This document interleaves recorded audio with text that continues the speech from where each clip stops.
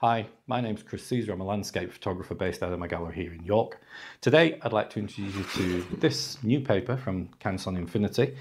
This is the new Baryta Prestige II. Now this is quite a groundbreaking paper. It's quite exciting because for the first time that I'm aware of, we've now got a high white paper with no optical brightness. So there's nothing in here that's going to affect the longevity of a print. I sell my work here in the gallery, people buy my work and they expect it to look good for many, many years to come. The fact that this has no optical brightness means that from an archival point of view, it's the best I can possibly give them. So it's cotton-based paper, no brightness. Other than that, it's got the same characteristics that the old Prestige, which was a really popular product, that one had. So for example, 340 grams a square meter. That gives us quite a rigid, strong, sort of secure feel to the paper, really. It's got lots of integrity. It's a pleasure to handle. It's also smooth. It's got quite a smooth surface. There is a slight texture. It's not like a stipple. It's more like a slightly sculpted sort of effect. So imagine like orange peel, but very faint. But overall, the finish is quite smooth. So we've got this heavy, smooth gloss media now, as I say, without the brightness. So it's a really exciting paper to be able to look at. As far as what kind of images you can get down on it, well, I've done 3 prints for you to have a look at. So we'll start off with a standard colour print. So this is a print made up in the Yorkshire Dales last summer of an old sort of farmhouse, really, looking over a dale. And as you can see, it's got quite a nice range of colours. We've got some rich blues in the sky. The foreground is full of sort of lush greens. There's lots of shadow areas going on because the sun's round on the side, so we're getting some sort of brights against darks here.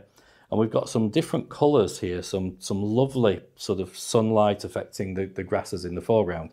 So the first thing to notice, that I notice with this, is the fact that it's got the colours down really accurately. Everything looks fantastic.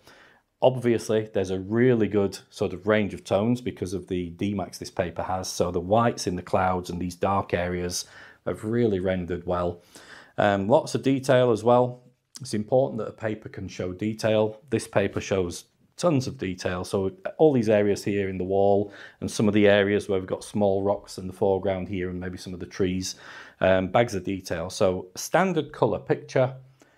This is going to give you a punchy result, and it's going to be a pleasure to use across the bulk of your work. Where I think it offers things that other papers maybe would struggle are images like this. So this is a night scene from Rome.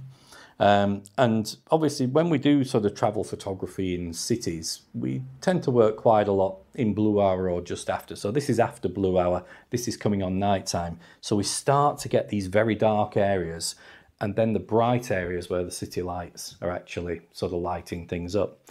So this paper, because of that tonal range that it can display, we can have these bright areas. Obviously we've got quite a bright white paper, so they're going to be rendered quite white if they are indeed white. But we've also got this ability to really get down some darks.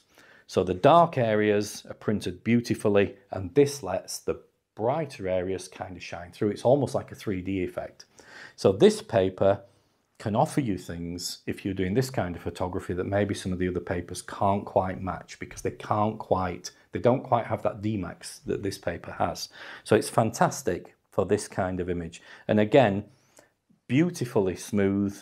Overall, the effect is quite glossy. There is that slight texture. Depending on the angle you look at, you'll see it or you won't. So it's not intrusive or invasive at all. And we've got fantastic detail going on in this brickwork and in the top of the basilica here. So really, really nice paper to use for images where there's lots of contrast. And perhaps my favourite use for this paper is when we look at things like monochrome. So this is a picture made just last week in Wales at a place called Penman Point. And this picture, obviously I've added a vignette to it just to kind of force the eye into the centre a little bit more. So that we've got some strong blacks here in the graded down sky, but we've also got some strong blacks in these foreground rocks, and the vignettes just also added some blacks into the corners. But the paper can handle this no problem. because of the D-Max. So we've got a lovely white cloud here that looks quite white on the picture, and this area up here and some of the sort of clouds on the horizon, quite bright. The paper can sort of deliver those because of the bright white nature of it. But the main area, the main sort of benefit I see from it are the blacks. It's always the blacks with this paper. So these areas are beautifully printed, and the overall effect is quite punchy, quite dramatic, but quite true to what I wanted it to be.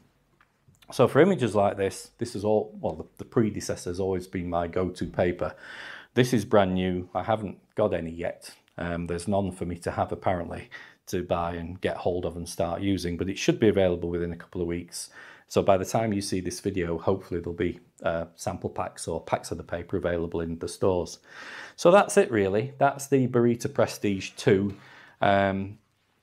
The key things that I take from it are the fact that it's got no optical brighteners, and yet it's got the same high D-Max that the predecessor had.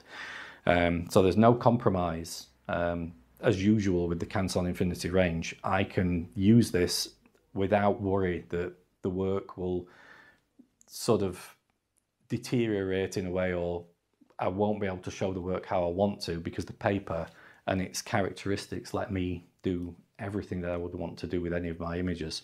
So it's a fantastic paper, and I really look forward to using it. So keep your eyes open. I'm sure there'll be an announcement from Canson Infinity as to when it's available and when you can get hold of things like sample packs. So until next time, thank you.